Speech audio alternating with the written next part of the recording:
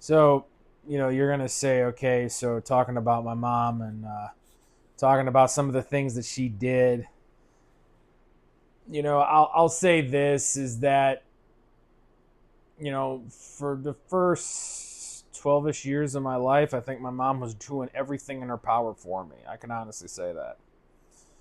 And I think even the, the subsequent 12, she was doing everything in her power. It's just the person that was doing it was different. And I think one trauma point that I had in my experience and that I hope can help you in your experience was that my parents raised me to be extremely obedient. They raised me to be extremely, authority is authority, and there's not room for questioning or interpretation.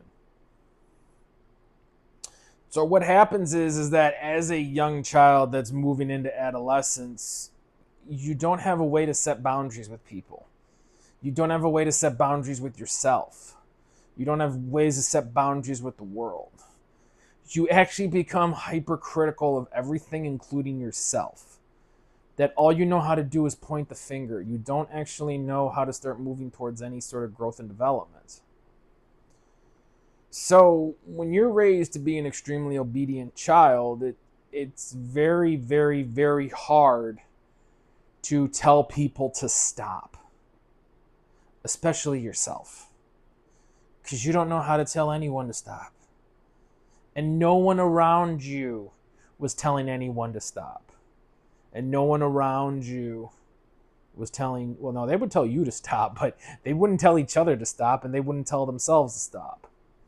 So what happens is that you kind of feel like the black sheep at that point, saying, well, everyone's telling me to stop, but no one is telling anyone else to stop.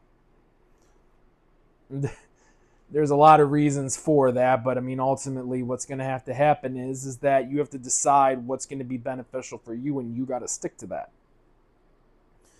Because if you can't set a boundary with yourself, and if you can't set a boundary with the people around you, it's going to get bad quick. And so you're saying, okay, well, how do you navigate that challenge of going from obedience to independence? You got to just find little ways to start telling people no. You got to start finding little ways to tell people to stop.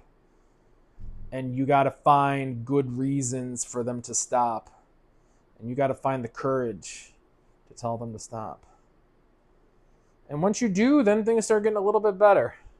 They get a lot better, actually. So it's going to be probably trauma number 2 is, I was raised to be extremely obedient, but I found ways to set boundaries with myself and boundaries with others. Alrighty, guys, so this is going to be the trauma series. Hopefully each video is going to have another trauma number.